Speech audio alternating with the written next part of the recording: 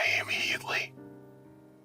As a pregnant woman, I went to the checkup with my husband, but I was the only one led to the neighboring room. There, the doctor showed me something that made me want to scream. The doctor whispered urgently. Stay quiet. Don't let him notice you. It revealed my husband's chilling true form. Desperate to avoid his gaze, I sprinted outside. But midway, sharp pain gripped my belly, and I collapsed. What do I do? I wondered. Suddenly, a car appeared before me, and I was dragged into it. I am Olivia, 32 years old. As an office worker, I was caught up in work every day, leading a life where I only slept at home. 2 years ago, on my way home from work, I encountered my husband, Michael, who was selling flowers from a mobile cart. His lonely eyes left an impression on me, and occasionally, I would visit to buy the small bouquets he created. Thank you for being a regular customer. Do you like our flowers? Yes, I love them. But in truth, I had developed feelings for Michael. Gradually, we started talking more, and I learned that Michael had no family. He had lost his parents in an accident during his college days. I, too, had lost my parents early in life, and our shared experiences drew us together quickly. Michael had moved away from this place filled with painful memories and lived in a remote area for a while. However, the convenience of familiar surroundings eventually led him to move to my area just 6 months ago. Before long, we both realized that we were essential to each other and got married. I left the apartment I had been renting and moved into my husband Michael's apartment. Our life together, sharing household chores, was filled with happiness. However, there was one thing that bothered me. Michael wouldn't let me enter his room. His room had a separate balcony with running water, but access to it was strictly prohibited. Why won't you let me inside? Let me at least clean it. I'm nurturing a precious new plant species there. If it's exposed to even a slight temperature change, it could be disastrous. I reluctantly accepted his explanation, although it didn't quite sit right with me. From that day on, Michael always locked his room whenever he left. Perhaps he doesn't trust me. It's a bit sad, I thought, my heart heavy with unease. One day, when I returned home early from work, I found a key lying in front of Michael's room. Without thinking, I picked it up. Suddenly, a voice behind me shouted, Return that key immediately. Startled by the shouting voice from behind, I watched as my husband snatched the key from my hand, his expression more terrifying than anything I had ever seen before. I've warned you not to enter my room. I only picked up the key that was lying here. I haven't opened any doors. So you haven't been inside? No. My husband's anger surprised me, and I found myself on the verge of tears. I'm sorry for raising my voice, Michael said, his demeanor softening. There's no need to get so upset. It's just that I've been worried about the seedlings I'm nurturing. Michael's usual kindness returned as he gently wiped away my tears. Being diligent at work is a good thing, but ever since then, an awkward tension has hung between us. From that point on, I found myself constantly on edge, wondering when Michael would explode in anger. It was around this time that I began sensing a rift between my husband and me. During that time, the smell of food made me feel nauseous, so I visited the obstetrician. There, I discovered I was pregnant. We're going to have a child, I told my husband. His response was hesitant. Oh. I see. I pressed him. What's with that reaction? Aren't you happy? He replied. It caught me off guard because it was sudden. Becoming a father. It's quite profound. Although he smiled and gently touched my belly, I sensed his lack of enthusiasm. Honestly, I wasn't fully prepared for parenthood either. Perhaps that's why I could empathize with his feelings to some extent. From the next day onward, my husband took the initiative not only with grocery shopping but also cooking meals and brewing tea. Michael seems pleased, I thought. While my morning sickness wasn't severe, I was at a critical point in my work, so I decided to leave household chores to my husband. I felt genuine gratitude for his consideration, especially since my job was becoming increasingly challenging. At work, I managed to keep up with my usual tasks, but when I returned home, I was drained. You need to nourish the baby. Yes, I understand. He then prepared pumpkin soup, my favorite, with care. In his apron, he thoughtfully crafted a smooth soup, considering both our unborn child and me. The following day and every day after, he continued to cook nutritious meals and serve beneficial teas. However, despite his concern, my morning sickness worsened day by day, and I began to feel pain in my abdomen. Just as the scheduled checkup approached, my husband insisted on driving me to the obstetrician. Soon, we sat in the examination room, waiting for the doctor. Let's conduct a more detailed examination. Unexpectedly, the doctor suggested and led me alone to an adjacent room. There, a shocking revelation awaited me. The doctor's stern expression intensified as he whispered, You must escape immediately. Confused, I asked, What did you just say? The doctor hushed me and showed me a photo on his phone, an astonishing image. I can't believe this! I stammered. Stay inconspicuous near the staff entrance. I'll explain everything later. The doctor instructed. My mind spun in turmoil as I followed his advice and stood before the door, my emotions in turmoil. Suspicion toward my husband grew as I stared at the photo the doctor had revealed. But I couldn't fully process it. Furthermore, I couldn't fathom why the doctor had summoned me to this place. Can I trust what the doctor said? What should I believe? And before I knew it, I was running as fast as I could. I don't have a specific destination, but if I don't hide, the baby might be in danger, I thought. Straining every muscle, I pushed myself to move away from the hospital, gasping for breath. It hurts. Suddenly, the pain in my abdomen intensified, and I collapsed on the spot. What should I do?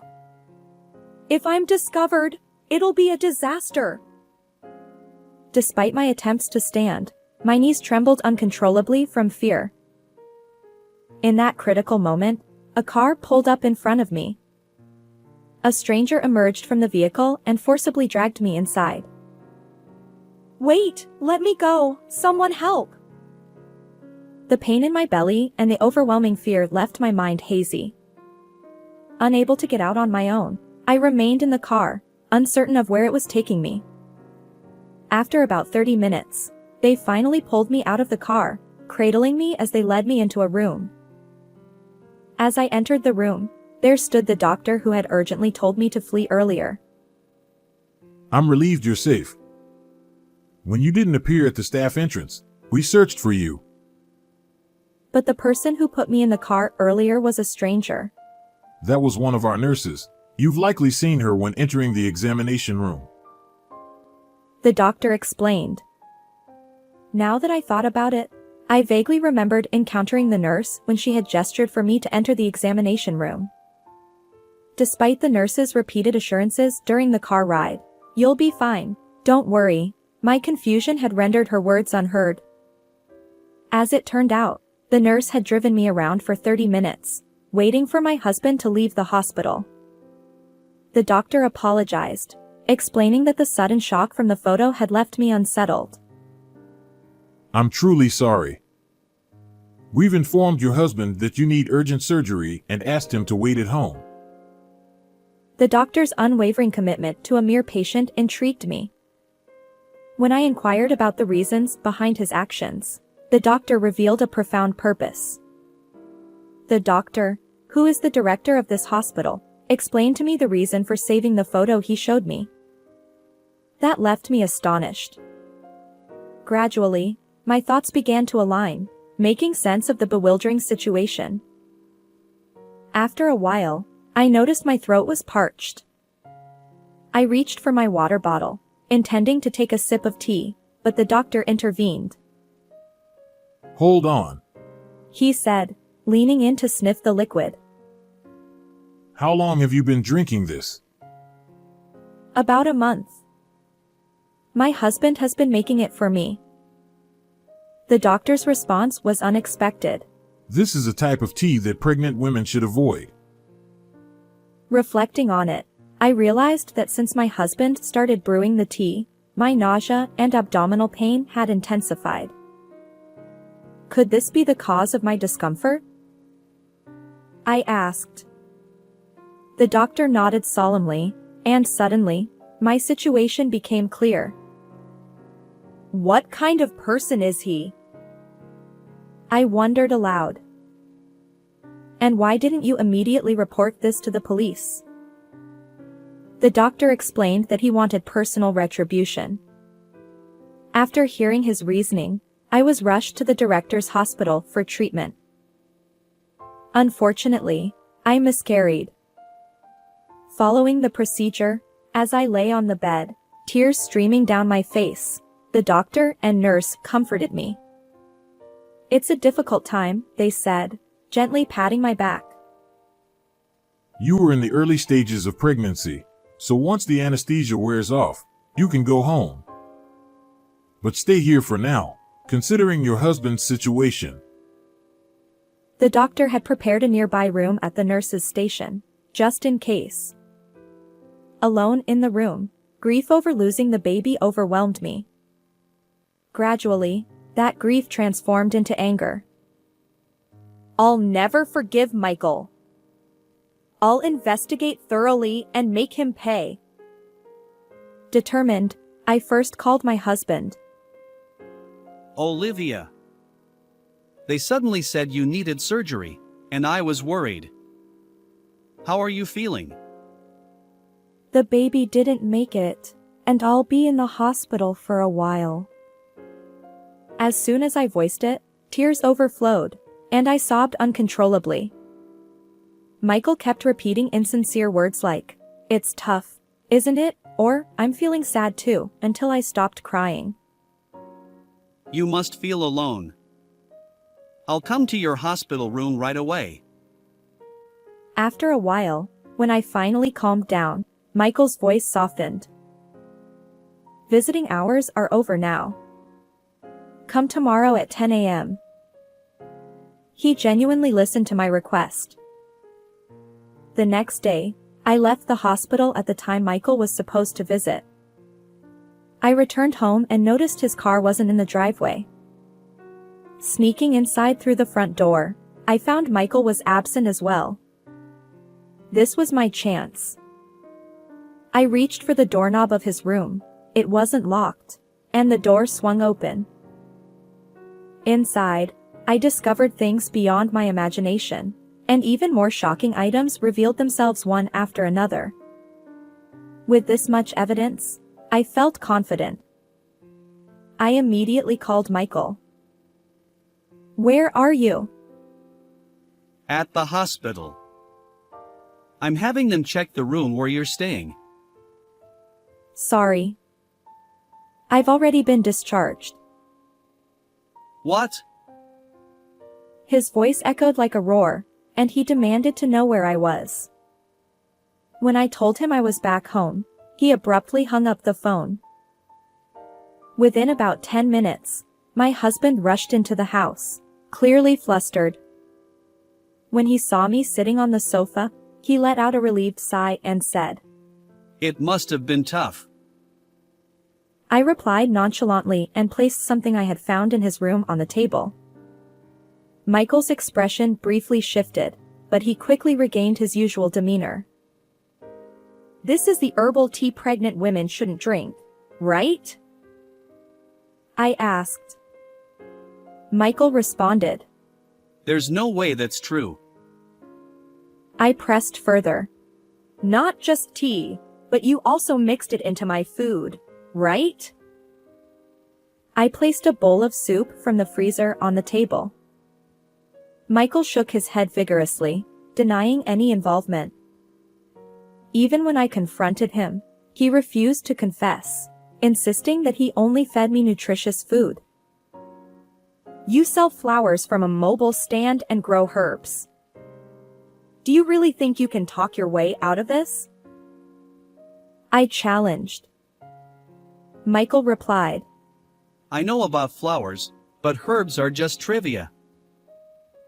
Frustrated, I pointed to the evidence. Then what's this? And forgetting to lock the door, that's careless. Determined not to let him slip away, I stood up and swung open the door to his room. There, in his room, were numerous illegal plants that he shouldn't have been cultivating. Even my husband, usually composed, broke into a cold sweat, his face turning pale. He couldn't come up with any excuses and fell silent. I can't believe you're growing so many dangerous plants. By the way, I've taken photos as evidence, just in case. Any attempts to deny it would be futile. His mouth moved, but he only mumbled vague responses. Frustrated, I entered his room and slammed down a suspicious ledger I found in the closet, a record of outrageous prices for selling herbs. Michael stammered. That's a misunderstanding. Among the flowers I grow, there are some exceptionally valuable ones you can't find elsewhere. I challenged him. Which flowers are those? Like this poppy-looking one? Be honest, and I'll cooperate. Michael hesitated, then finally confessed. Really? Well, the truth is. With a calm expression, I listened to my husband's story. After losing both parents in an accident, he initially lived a comfortable life thanks to life insurance. However, as the money dwindled, he turned to cultivating illegal herbs to finance his college education. That must have been tough. So after graduating, you started the mobile flower business? I remarked. Michael replied. Yeah, that's right. Selling herbs through a flower shop seemed reasonable. Plus, if things got dicey, I could always move elsewhere. His smirk made me shudder, but I managed to maintain composure. Did you give me those forbidden herbs because you were after the life insurance payout? I confronted him, thrusting the expensive insurance certificate I found in the closet toward him. Michael's face twitched in surprise. This was for you in case something happened. He stammered. Ordinary policies don't cost $350,000. Were you planning to send both me and our unborn child to the afterlife? His insistence wavered, so I showed him the photo data from the obstetrician. This wanted criminal and Michael look eerily alike. Granted, you're not wearing black-rimmed glasses now. Michael retorted. It's just a resemblance. I challenged him. Then let's go to the police station to verify. Sweating profusely, he scratched his head and reluctantly agreed. But the next moment, he lunged at me. Wait! That's enough! The doctor, who had been hiding in the kitchen, rushed toward my husband. In a swift motion, he hoisted Michael onto his shoulders and threw him to the ground with a resounding thud. Michael remained writhing in pain, unable to move. You sent my grandchild to the other side 3 years ago. The doctor declared, shocking Michael to his core. It turned out that 3 years prior, the doctor's granddaughter, Isabella, had fallen seriously ill during her pregnancy and tragically passed away along with the unborn child. And at that time, her husband was none other than Michael. Isabella's pregnancy had been progressing smoothly, and her health had been excellent. However, an autopsy revealed an alarming amount of drugs in her system, leading to Michael being pursued by the police as a wanted criminal. At the time when Isabella and her husband were married, the doctor was working overseas and had no prior acquaintance with Michael. But upon hearing the devastating news, the doctor promptly returned to the US. Despite exhaustive efforts, he couldn't locate Michael, who had seemingly vanished. Undeterred, the doctor established his practice in the US and continued the search for the culprit. When my husband unexpectedly walked into the examination room with me, he was taken aback. Thinking on his feet, he swiftly moved me to the adjacent room. Damn it! I thought it wouldn't be found. Michael clenched his teeth, his gaze icy, sending shivers down my spine. When we first met, you lived in that remote place to avoid attention, didn't you? Yeah, Olivia. You said you'd cooperate with me, right? Absolutely. If it's to make you pay for your sins, I'll help. Clearly flustered by my unexpected response, Michael stammered. Olivia, I genuinely love you. I didn't want our unborn child to take you away from me, so I made you drink those forbidden herbs. I'm truly sorry. Are you trying to brush this off so lightly? I lost a precious life. From now on, I'll focus solely on you, Olivia, and serve you. Please believe me. I stared into his eyes, then shook my head vigorously, sending a stern message.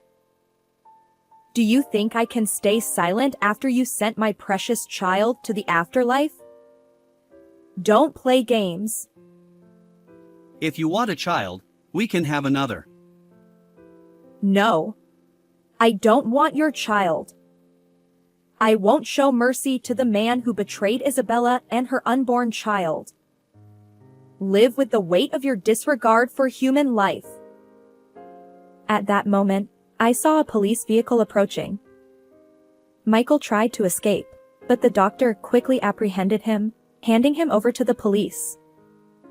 As they handcuffed him and led him away, I watched. Then, our home was searched.